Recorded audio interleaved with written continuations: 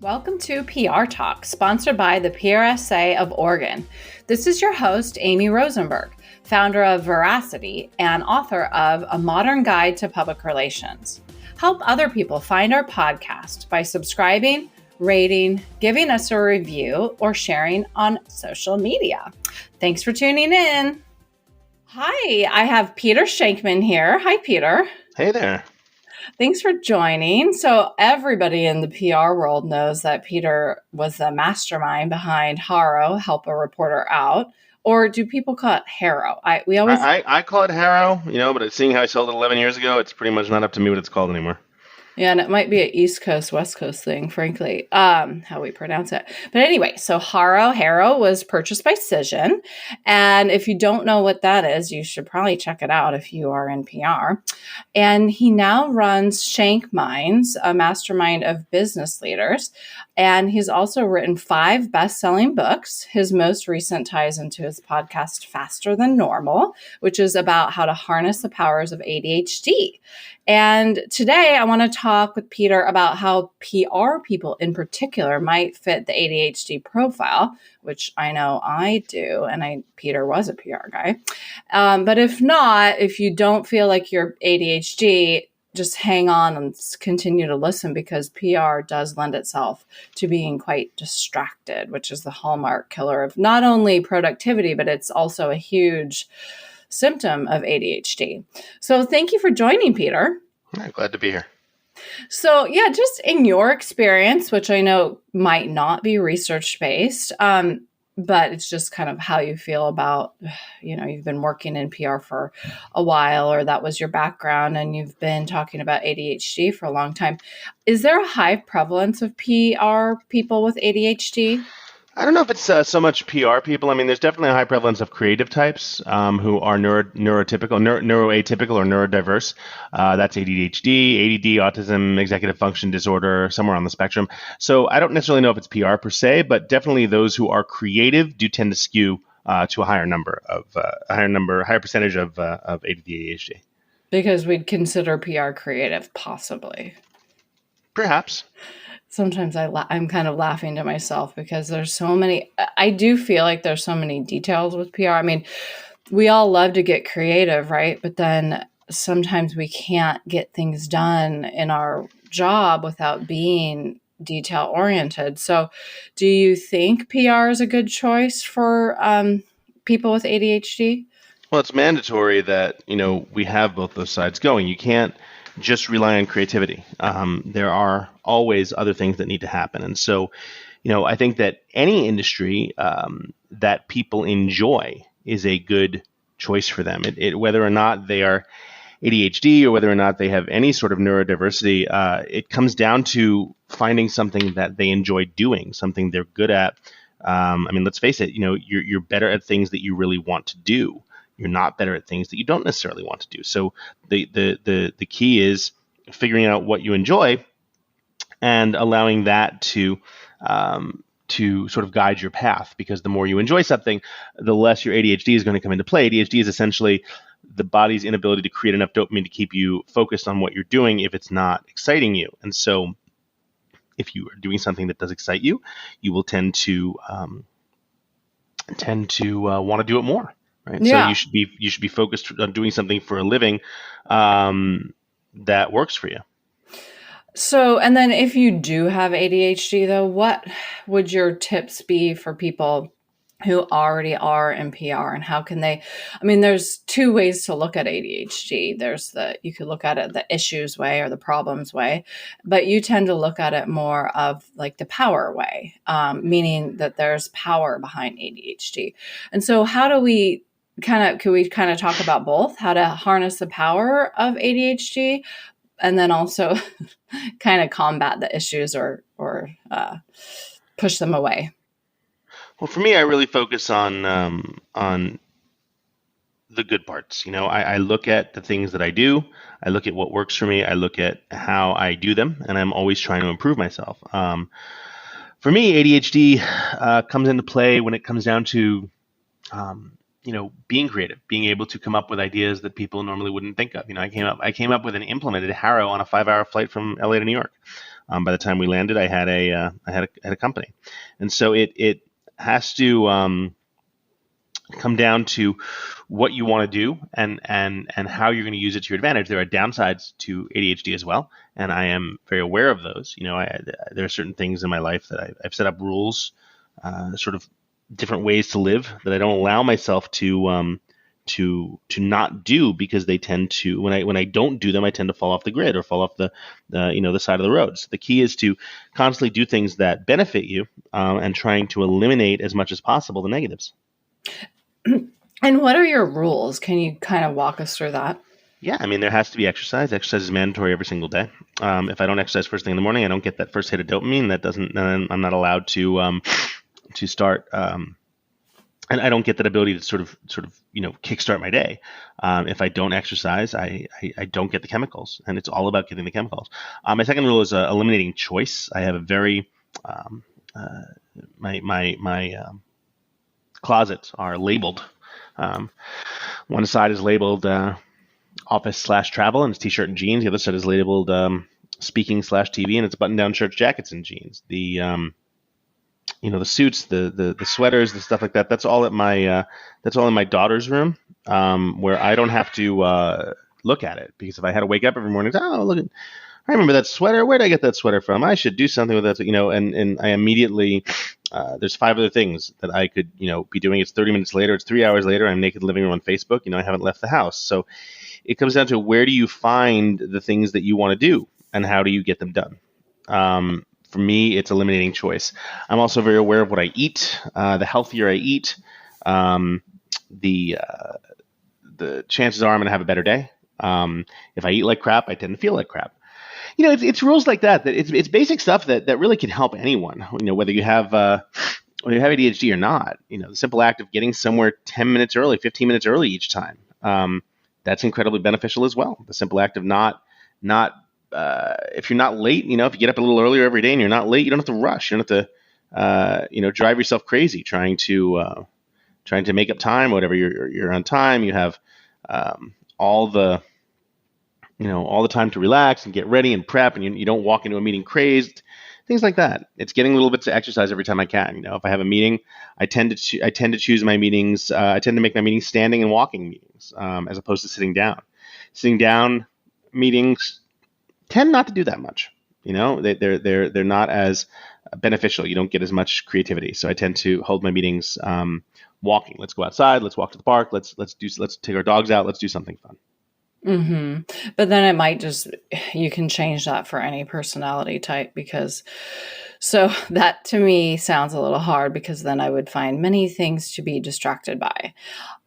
But when you mention choice, my brain also goes to distraction, thinking that possibly if you don't have too much choice, then you are not distracted.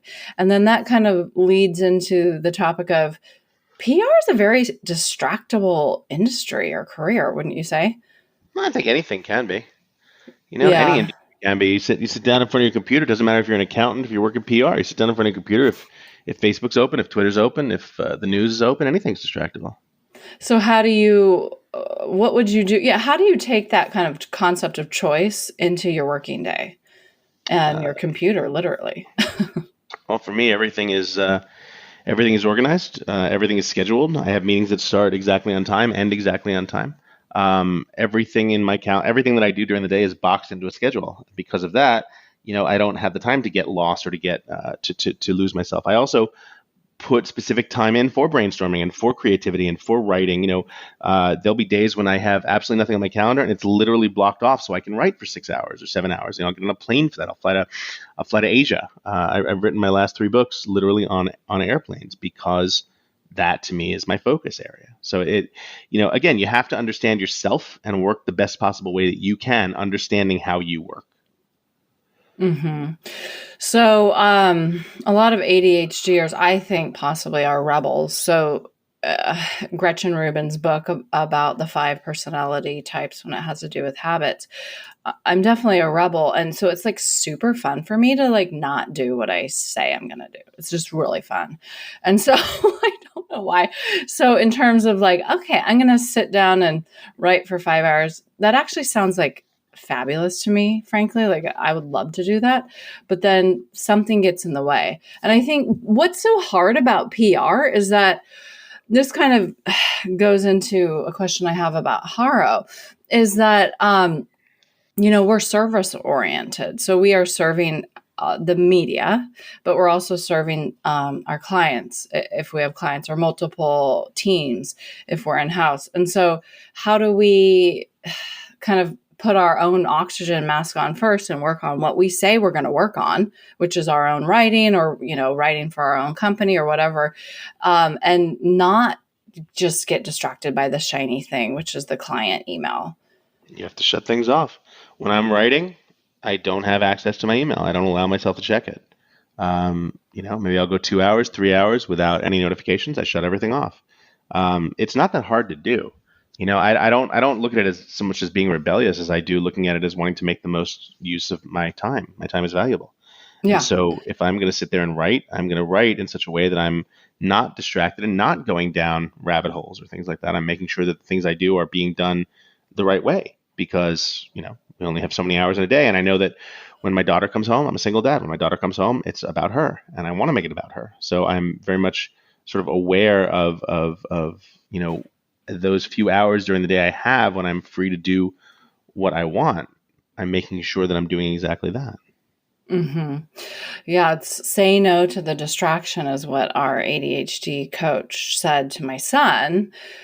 And I have gotten quite militant about that, right? So not looking at this, that, and the other until a certain time of the day. I just think it's probably hard for new PR people to have that discipline when we're supposed to be following the I don't think news so. and I respectfully disagree, because you could follow all that stuff. I'm very much up on the news. I'm very much up on trends or what's going on or what the latest is. I just choose when I choose to look at it. Right. The key is allowing your devices not to control you, but you control the devices. Right. Just because I have a phone that can beep every 5 seconds doesn't mean I have to allow it to. Okay. And so you can even put your news consumption on a schedule. You have to. I mean, otherwise And I'd be staring down a rabbit hole all day and looking at nothing but news. so how did you get so disciplined? Were you always like this when you early in your career in PR? No, I mean, when I learned about my ADHD and I learned what it was and how I should be handling it, that's when I started realizing sort of what I could do and how to make it better. Because at the end of the day, my options were very simple. I could put in these rules, which would allow me to stay in place and do what I wanted, or I could not follow these rules and I'd get nothing done. Do I want to be successful or not? Right. And so it came down to wanting to make sure that the things I was doing were the right things, that I was doing the things that would benefit me. When I learned the differences and how those things happened and how they mattered and what changed, that everything changed, because all of a sudden I was able to say, okay, if I allow myself to stick to a schedule and I do this and I do that, I'll be this much more productive. Does it always work? No, but it works 95% of the time. And that's a hell of a lot more than I had to begin with. Mm-hmm. Yeah. And then if you're that proactive and disciplined with your own schedule and your own life, you can go from being, at a PR firm to possibly launching your own PR firm or what Very have true. you. And that's what you do now with Shankmines, which Well, I is don't actually do public relations anymore. I haven't done PR since I launched Haro. I mean, Shankman is really a gathering of entrepreneurial thinkers who come together to help each other and think a little differently. But that's what I was going to say, is that you help entrepreneurs, right? With Shankmines, and you have a lot going on with that. You've got events, and it looks like a huge community. Well, not a huge community; it's an elite community, but a great community to pay attention to and see, what events there are and various places to join, right? I think so. Yeah, and it's what events we do, and that's a little bit of what I do. I mean, I'm also a corporate keynote speaker. I speak on the customer economy and customer service, customer experience. I'm also a talking head on television. I have about 6 different things that I do, and to me, that's the perfect way to live. It's great to have the varied interests, because the varied interests keep me focused. I enjoy them. Mm-hmm. And so you started you started Haro, which was sold to Cision. And that was perfect. I mean, that was the perfect idea because PR people are supposed to serve the media, and to be of service is to not necessarily think about yourself and not necessarily think about, what can I get out of this? Because PR is about relationships and building relationships with the media. And so now that now that Haro is helping fill those gaps for reporters trying to find stories, what other ways can PR people do to serve and strengthen their relationship with the media?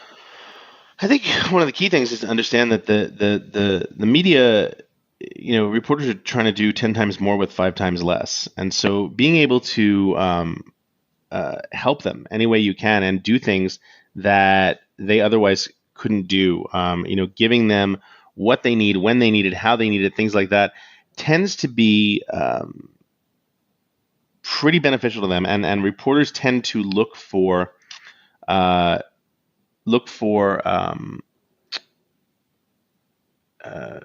publicists who are willing to do that, are willing to go that extra mile and do a little bit more work for them without, sort of constantly trying to pitch them. Like Haro was started because I would email reporters every once in a while and be like, hey, what are you working on? How can I help? Right. And it would be, I can't believe you're asking that. Well, I'm doing this and this and this. Who do you know? Right. And so that became Haro. And so it comes down to what can you do? How can you benefit someone else, which will wind up helping you and getting what you need. Mm-hmm. And it can help the media take you seriously, possibly, that when you when you have a pitch, and that they're used to seeing your email and that you're actually a helpful person. So yeah, I guess, is there anything else about like a Shankmines that I didn't ask you, or anything that is coming up that we should know about? Well, I'm doing an event on April 29th, a live Shankmines event, which you can find info for that. Just shoot me an email. I'll send you a link, peter@shankman.com. It's going to be a fun event with a bunch of different speakers all talking about what the entrepreneur can do to improve themselves. But yeah, I mean, you can find my entire life is at shankman.com. You can pretty much find everything there. And I'm at Peter Shankman on all the socials. Okay, great. Well, we'll take a look at that event, and I'm sure you do them frequently. Well, I'm not sure, actually. I should ask, because kind of keep tabs on what you're doing and share that out to the community. Sounds great. Okay. I appreciate your time today. Oh, it was my pleasure. Thanks for listening to the PR Talk podcast.